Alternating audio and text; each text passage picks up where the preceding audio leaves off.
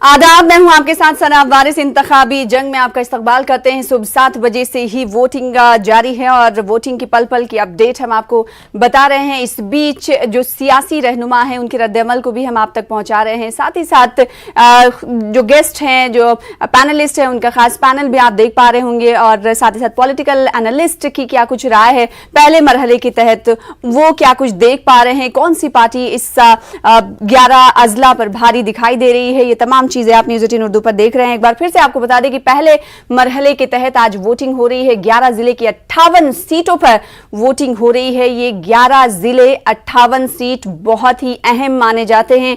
58 seat की अगर हम बात करें तो ये मुस्लिम और जाट बहुल इलाके, अक्सरती इलाके माने जा रहे हैं और इन्हीं इलाकों में, जाट बेल्ट में हमने देखा था कि किसान आंदोलन भी काफी तेजी से चला। और अगर 2017 के नतीजों की हम बात करेंगे तो भारतीय जनता पार्टी को अच्छा खासा यहां से वोट हासिल हुआ था और सीट हासिल हुई थी। उसके नतीजे में 53 सीटें झोली में गई थी भारतीय जनता पार्टी की। क्या वो कमबैक दोबारा भारतीय जनता पार्टी कर पाएगी या नहीं कर पाएगी, ये बहुत बड़ा सवाल है। और वजह इसलिए इस अहम मानी जा रही है कि हो सकता है भारतीय जनता पार्टी पहले जैसे यहां पर कमल जो खिला पाई थी वो इस बार ना खिला पाए। वजह सबसे बड़ी ये मानी जा रही है कि जो किसानों का आंदोलन था वो इन्हीं इलाकों से कई महीनों तक जारी रहा। एक तरफ हमने देखा था कि दिल्ली के टिकरी बॉर्डर पर भारतीय किसान यूनियन के लीडर और संयुक्त किसान मोर्चा के लीडर किसान भारी तादाद में मौजूद थे, तो इधर मुजफ्फरनगर के बहुत सारे किसान आकर गाजियाबाद के लोनी बॉर्डर पर बैठे हुए थे। ऐसे में ये बहुत अहम हो जाता है ये चुनाव कि इस बार किसान और मुस्लिम का जो वोट बैंक है वो किस पार्टी को जाता है। लेकिन अगर चुनावी वादों की बात करेंगे तो तमाम पार्टियों ने अपने मंशूर में, इंतखाबी मंशूर में, मैनिफेस्टो में चुनावी वादे किए हैं। और पिछले अगर चुनावी वादों की बात करें तो अभी जो पॉलिटिकल एनालिस्ट हैं वो पिछले चुनावी वादों को इस बार किए गए वादे से मुआवजा करते हुए दिखाई दे रहे हैं। ही आवाम को ये बता रहे हैं और हम भी आवाम से अपील कर रहे हैं कि आप पहले किए गए वादों को देखें और इस बार जो आपसे वादा किया जा रहा है उन वादों को भी देखें, फिर उसके बाद वोट करने के लिए पहुंचे। जो टीवी स्क्रीन पर तस्वीरें आप देख पा रहे हैं उससे आपको अंदाजा हो पा रहा होगा कि माजूर भी आज पोलिंग बूथ पर पहुंच रहे। लेकिन एक दुख भरी बात इसे कहा जा सकता है क्योंकि 1 बजे तक की पोलिंग फीसद हमारे सामने आ चुकी है। 35% ही पोलिंग फीसद अब सुबह 7 बजे से लेकर अब तक की हुई है, जो कि कम कही जा सकती है। लोनी असेंबली हलके की अगर हम बात करेंगे तो लोनी असेंबली में बीजेपी से बागी होने वाली रंजीता धामा एक आजाद उम्मीदवार के तौर पर चुनावी मैदान में हैं। इन्होंने बीएसपी उम्मीदवार की हिमायत करने वाली खबर को अफवाह बताया है। आइए आपको सुनाते हैं। साथ है निर्दलीय उम्मीदवार रंजीता धामा। कभी वो बीजेपी में होती थी लेकिन इस बार उनको एक बागी के तौर पर देखा जा रहा है। लेकिन इससे भी बड़ी बात यह है कि एक क्लिप वायरल हो रही है जिसमें ये कहा जा रहा है कि उन्होंने अपना समर्थन बीएसपी को दे दिया है। हमारे साथ मौजूद हैं, क्या सच्चाई है इन सब तमाम चीज़ों की? देखिए, ये बिना बात की अफवाहें चलाई जा रही है। मैं निर्दलीय प्रत्याशी के रूप में स्वतंत्र रूप से अपना चुनाव लड़ रही हूँ और ये लोग जो अपनी हार से बौखलाए हुए हैं, कभी कहते हैं कि मैंने आकिल को समर्थन दे दिया। अब नई खबर सुन लीजिए, उसका खंडन क्या चला दिया कि मदन भैया को समर्थन दे दिया है। मैंने किसी को कोई समर्थन नहीं दिया। अगर मुझे समर्थन ही देना होता तो मैं चुनाव नहीं लड़ती।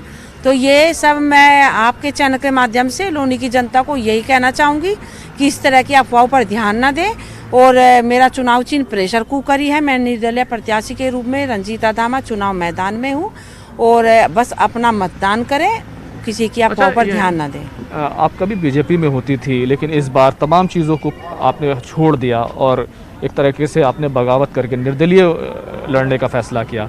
क्या तमाम चीज़ें रही इसके पीछे? देखिए, लोनी विधायक नंदकिशोर गुर्जर को दोबारा से प्रत्याशी बनाया जाना ही मेरा एक कारण है निर्दलीय चुनाव मैदान में आना, क्योंकि उन्हें 2017 में मेरे पति ने और हमने पूरे परिवार ने तन मन धन से चुनाव लड़वाया था और आज उन्हीं लोनी विधायक नंदकिशोर गुर्जर की वजह से मेरे पति जेल में हैं। कई तरह की यहाँ शिकायतें आ रही हैं कि वोटिंग स्लो हो रही है, तमाम बातें कही जा रही हैं, क्या कहेंगी? देखिए, मैं आई हूँ, मैं जायजा लेने के लिए इसीलिए आई हूँ। मुझे इधर से शिकायतें मिल रही थी, देख के जाऊँगी कि क्या दिक्कत है वोटिंग में, भाई ऐसा क्या है कि स्लो चल रहा है इधर। तो सीधे तौर पर रंजीता धामा ने इस बात का खंडन किया है कि उन्होंने किसी को समर्थन दिया है, बल्कि वो ये कह रही हैं कि वो पूरे तौर से चुनावी मैदान में है और निर्दलीय उम्मीदवार के तौर पर वो यहाँ पर चुनाव लड़ रही हैं।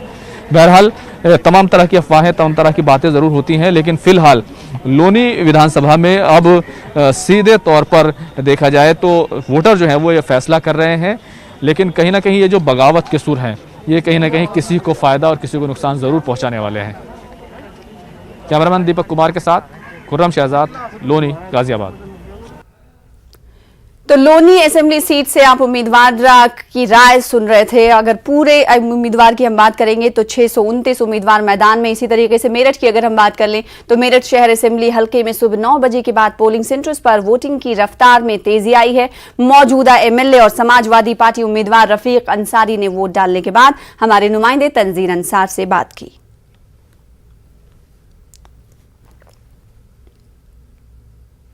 इस वक्त हमारे साथ शहर असेंबली सीट के सिटिंग विधायक जो हैं वो रफीक अंसारी यहाँ पर मौजूद हैं। वो इस बूथ पर आए हैं, यहाँ का जायज़ा भी लिया है, अपने बूथ पे वोट भी कास्ट किया है। किस तरह के मुद्दे इस बार काम कर रहे हैं और कितना जोश व खरोश है लोगों में, ये जानने की कोशिश करते हैं। रफीक भाई, आप जो है जगह जगह गए, अभी आप सुबह से देख रहे हैं, क्या माहौल आपको नज़र आ रहा है? देखिए, इतनी सर्दी के बावजूद लोग सुबह ही लाइन में लग रहे हैं, तो इतना जज्बा, इतना जोश है, इस सरकार को बदलने का जज्बा महसूस हो रहा है हमें तो। क्योंकि इतनी सर्दी के बावजूद इतनी भीड़ लगी हुई है 7 बजे से, और अच्छा परसेंट वोट 250 वोट डाल दी इन्होंने हर बूथ पे। तो सरकार का बदलाव है ये, और इनका ये महसूस करा रही हैं कि ये सरकार जा रही है। सीट पे पिछली बार 4 बार के विधायक लक्ष्मीकांत वाजपेयी का टिकट काट कर इस बार कमल दत्त शर्मा को दिया गया है। कितना बड़ा चैलेंज मान रहे हैं और किस तरह की चुनौती आपके सामने? देखिए, जब लहर में वो हार गया इनका उस्ताद, अब तो चेला आया, तो चेले में तो कुछ सामान ही नहीं है। जितनी वोट लेगा उससे कहीं ज़्यादा से जीतेंगे हम, ये जनता बता रही है। क्या एक अपील कर रहे हैं अपने इलाके में वोटिंग? हम सबसे अपील करते हैं, संविधान को मजबूत करिए, सब लोग घर से निकलिए, सब वोट डालिए। हमारा लोकतंत्र मजबूत होगा, हमारा डेमोक्रेसी मजबूत होगी, हमारा संविधान मजबूत होगा। वोट जितने ज़्यादा हो, सब लोग डालिए। वो आपकी इच्छा किसको डालें, लेकिन वोट डालिए। मुद्दे क्या रहेंगे? मुद्दा बेरोजगारी है, स्वास्थ्य है, कॉलेज है, शिक्षा का जो हमारे इसमें है नहीं, कॉलेज बने ना अस्पताल दिया इन्होंने, कितनी लोगों की मौत हो गई। अगर हॉस्पिटल बनते तो शायद कुछ लोग बच जाते। तो पहली प्रायोरिटी होगी, अगर हमारी सरकार बनेगी तो हॉस्पिटल बनाएंगे, कॉलेज बनाएंगे और रोजगार देंगे इनको। बुनकरों का बहुत बड़ा मुद्दा एक रहा है, वो आपने असेंबली में भी पूरी तरह। अब तो हमारी सरकार आएगी तो हम अखिलेश जी से मिले थे, उन्होंने कहा जैसे था ऐसे कैसे रह जाएगा जी। साफ तौर पर यही कहना है। अभी सिटिंग विधायक हैं और इसके बाद बड़ी उम्मीद कर रहे हैं कि सरकार आई, क्योंकि सरकार नहीं थी तो इनका ये भी दर्द है कि बहुत से काम जो कराने चाहिए थे शहर असेंबली हलके में वो ये नहीं करा पाए हैं। ख़ास तौर पर एजुकेशन के मामले में ये क्षेत्र काफ़ी पिछड़ा हुआ है, जहाँ पर अक़लियतों की आबादी है। एक डिग्री कॉलेज गर्ल्स का है, एक इंटर कॉलेज गर्ल्स का है जो समाजवादी के वक्त में बना था, और उसके बाद से सरकारी स्कूलों की बहुत कमी है। कोई नई तामीरात यहाँ पर उस तरह की नहीं हुई हैं। और ख़ास तौर पर अगर इस इलाके की हम बात करें, बुनकर तबका जो है वो एक बहुत बड़ा तबका है जो शहर असेंबली हलके में जिनकी आबादी है। कसीर तादाद में यहाँ पर बुनकर तबका है जो कि बुनाई के काम से, कपड़े के कारोबार से जुड़ा हुआ है, और उनका हमेशा से लाइट को लेकर एक जो फिक्स रेट होता है उसको लेकर हमेशा से एक लड़ाई रही है। जो मुद्दे असेंबली में भी उठाए गए हैं लेकिन वो अभी तक हल नहीं हो पाए हैं। तो ये जो मुद्दे हैं, ख़ास तौर पर हम शहर असेंबली सीट की अगर हम बात करें तो ख़ास तौर पर यहाँ पर सड़क, पानी, स्कूल, कॉलेज और बुनकरों के लिए जो है वो लाइट का मुद्दा है, एक फ्लैट रेट का मुद्दा है जो कि इस बार भी मुद्दे रहेंगे। और वो जो बुनकर निकल रहे हैं या फिर जो वोटर यहाँ पे निकल रहे हैं वो इन मुद्दों को जहन में रखकर ज़रूर अपना वोट कास्ट ज़रूर करेंगे। तंजीर अंसार, न्यूज़ 18 मेरठ।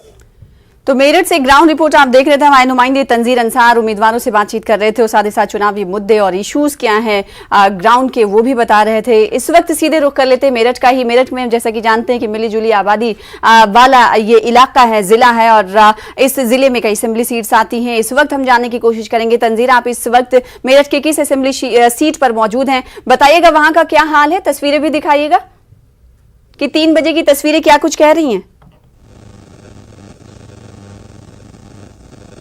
जी बिल्कुल सना, इस वक्त मेरठ असेंबली शहर असेंबली हलके में और कैंट असेंबली हलके में हम घूम रहे थे और इस दौरान जो बूथ पर हम जहां मौजूद हैं, यहां पर आप देखिए कि अभी भी लाइन है और ये तांता जो है वो सुबह 9 बजे के बाद से लगा हुआ है। लगातार लोग आ रहे हैं, वोट कास्ट कर रहे हैं अपना।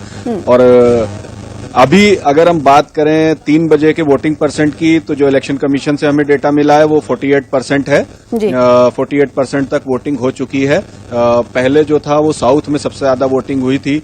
इससे पहले के जो आंकड़े आए थे उनमें 37% सबसे ज्यादा साउथ जो सीट है मेरठ की, वहां पर वोटिंग हुई थी। और अभी 48% ओवरऑल वोटिंग है 7 सीटों की मिलाकर। तो उम्मीद यही है कि 6 बजे तक पोलिंग जब तक रहेगी और जब तक लोग लाइन में रहते हैं, चाहे वो 6 बजे के बाद भी अगर लाइन में वो 6 बजे से पहले लग गए हैं तो फिर वो अपना वोट कास्ट करके ही जाते हैं। और उम्मीद यही है कि इस बार शायद पिछली बार से ज्यादा जो है वो परसेंट हो वोटिंग का। सुबह से आप तंजीम मैदान में हैं, वोटर्स के अंदर उनकी राय में क्या कुछ बदलाव आप